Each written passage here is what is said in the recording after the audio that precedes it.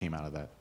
I think like our big message last week was just overall improvement. I think from a stance to an alignment to a technique to how it was coached. I think we looked back at all of our miscommunications and or alignment issues or whatever it may have been, and really focus it down to like, all right, what do we really need to focus on for this week to improve upon? And I think, we were able to pinpoint some things. I think as far as, all right, this alignment needs to be tighter here, or it needs to be looser here, or the depth isn't quite right here. So let's get this fixed.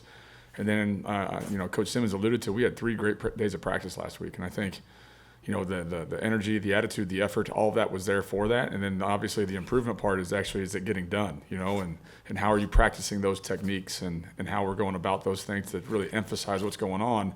It carried over from how guys were doing their individual to how they were going to team aspects, and you just got to say that, okay, this is how it's done. This is what we've improved upon. Now it's got to show up on these weekends. So, I feel like our guys have come off this bye week in a good place in terms of just the fundamental focus and improvements.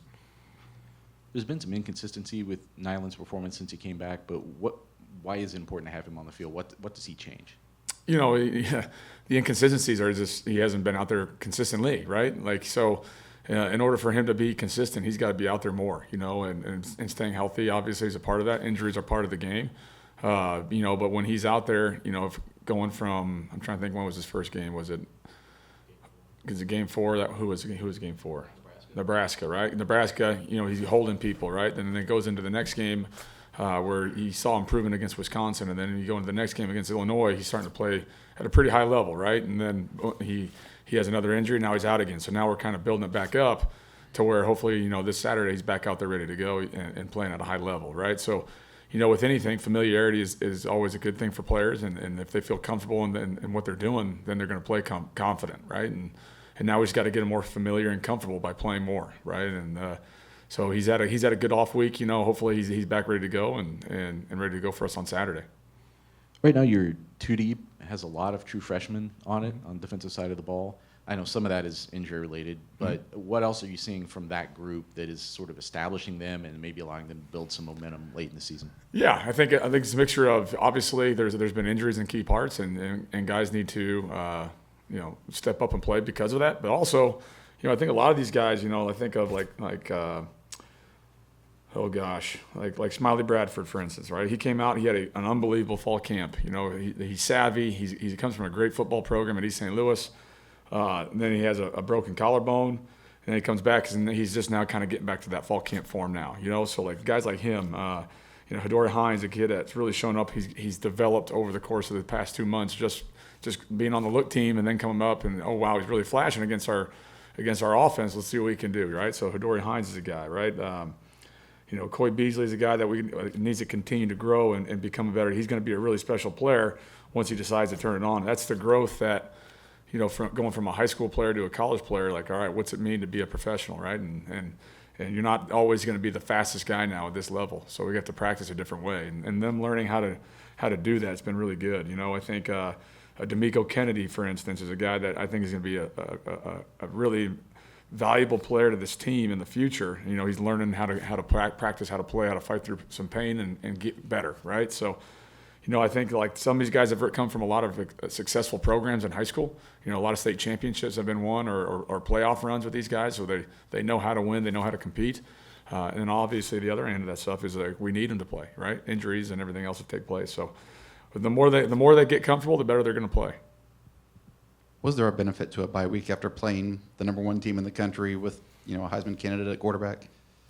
What was the benefit of it? Was there a benefit to having a bye week after that? And obviously you're going to get exposed against a team like that. So. Yeah, no, I mean, sure, there's a benefit. We played a 6-game stretch there where some guys can heal up, obviously, but I think you look at every game's different, but on Ohio State played Oregon the week previous, they gave up 32 against it. And I'm not saying that's a good thing, but I'm just saying, like, listen, guys, like you held this offense to some, not to their standard, right? Like they want to score as many points as possible, and we did a decent job, so we're going to build on that, right? And you look at everywhere in college football this week, like, all right, we were able to sit back and watch football games and on Saturday and just kind of survey the land.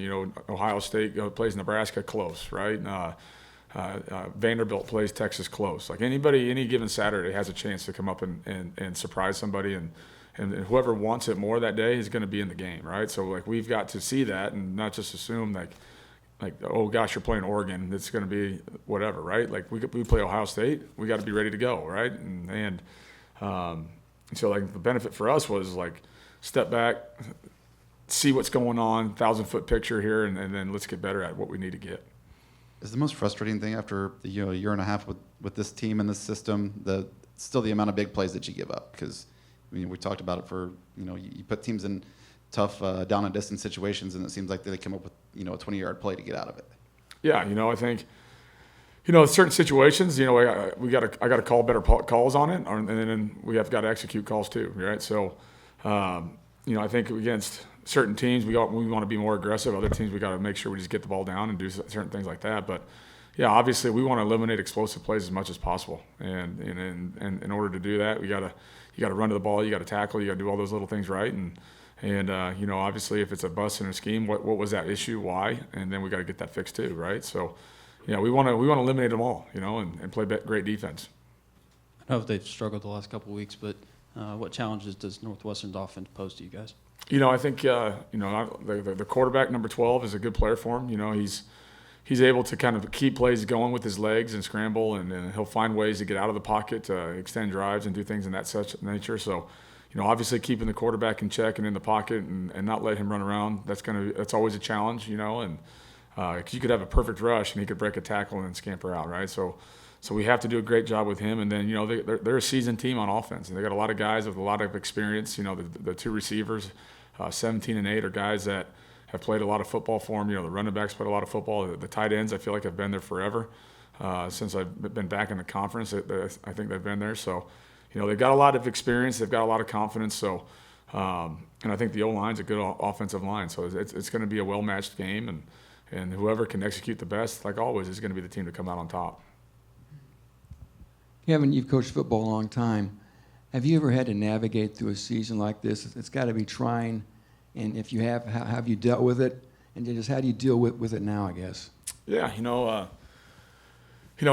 when Coach Deneen was a sophomore, I believe, at the University of Kansas, we had a rough year, but that was the first year of the program. I think that was something where we inherited a program that was like there was less scholarship players on the field when we played South Dakota State than Kansas had less players, and that was kind of the era that was, right? You couldn't replace scholarships, and so that was a tough year, right? Didn't win many games, if any at all, and so I had to navigate through that. But this year right now has been like rewarding in a sense where, shoot, we got to figure things out, and it was not what we expected right now as we came into the season where we would be right now.